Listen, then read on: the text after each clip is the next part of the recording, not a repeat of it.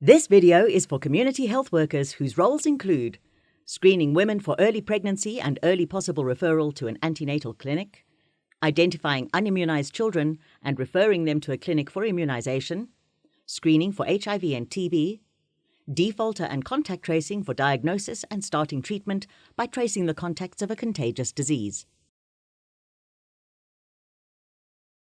Pneumonia is a lung infection caused by bacteria, viruses, or fungi.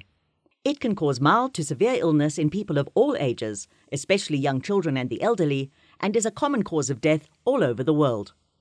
By the end of this video, you should know how to screen for pneumonia symptoms, know how to screen for TB in households, know how to educate the community about sneezing and coughing hygiene, check the Road to Health booklet for immunizations records. Very importantly, remind any child's caregiver that childhood immunizations are important, and know when to send the patient to a healthcare facility.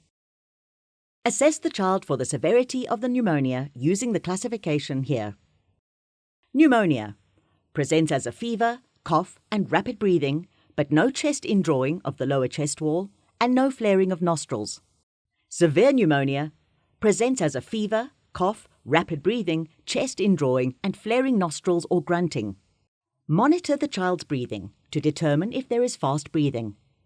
As a general guide, the respiratory rate for children of different ages should be: for newborn to 2 months, 60 or more breaths per minute. For a child of 2 to 12 months, 50 or more breaths per minute. If a child is between 1 and 5 years, 40 or more breaths per minute. Assess the child for danger signs, indicating urgent and immediate referral. These signs include cyanosis. The lips may become blue because there is not enough oxygen in the blood. An inability to drink if the child is less than 2 months of age. And if there is impaired consciousness and/or grunting. Malnourished, immunosuppressed children, those with HIV and AIDS, and children under 5 years of age are at increased risk for pulmonary tuberculosis. Signs and symptoms of TB also include unexplained weight loss or failure to thrive, unexplained fever for more than 2 weeks, a chronic unremitting cough for more than 14 days. The child should also be assessed for possible signs of TB. Most children acquire tuberculosis from infected adults through inhalation. If the child is presenting with serious symptoms of severe pneumonia, including chest indrawing of the lower chest, flaring nostrils or cyanosis. If there is an inadequate response to treatment, or if the child is coughing for more than 3 weeks, this is to exclude other causes such as TB, foreign body aspiration, or pertussis. The child should be referred urgently, especially children under the age of 2 months. If the referrals are not urgent and the child is doing well on treatment, the child should be monitored and a referral letter should be given to the caretaker. Tuberculosis, or TB, is caused by Mycobacterium tuberculosis bacteria and often presents as pneumonia. The difference between pneumonia and TB is that TB usually has symptoms for longer than 2 weeks, even on treatment. Pneumonia comes on quickly, with fever, cough, and breathing trouble, and improves with treatment within 2 days. TB develops slowly, with a long-lasting cough over 2 weeks, night sweats, and weight loss, and requires longer treatment. Pneumonia is easy to detect and treat, while TB requires a test to be sent to the laboratory. Children with suspected TB need to be sent to a clinic for investigation. Although TB is so common in South Africa, it is preventable and curable. However, a lot depends on how quickly it can be diagnosed and treated, which is why we need our community health workers to be vigilant and follow the guidelines in this video.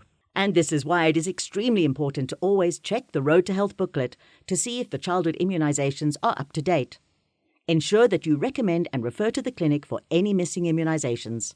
It is important to note that some causes of pneumonia can be prevented if the person is up to date with their vaccinations. For example, vaccines for flu and pneumococcal bacteria help protect against infections that can lead to pneumonia. It is also important to note that even if a child is behind on their vaccinations, they can catch up. Please refer to the catch-up immunization schedule in the RTHC booklet or on the NICD website. Pneumonia infections are more frequent in winter, when the virus is prevalent and people are closed up together. They might also burn fuel to keep warm, which creates air pollution that can harm the lungs.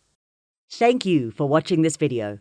Please remind your community that all childhood immunizations are important to prevent their child and the community from getting particular diseases. If there are not enough people vaccinated, the disease can occur. They must also remind the community to bring a symptomatic child to a clinic as soon as possible.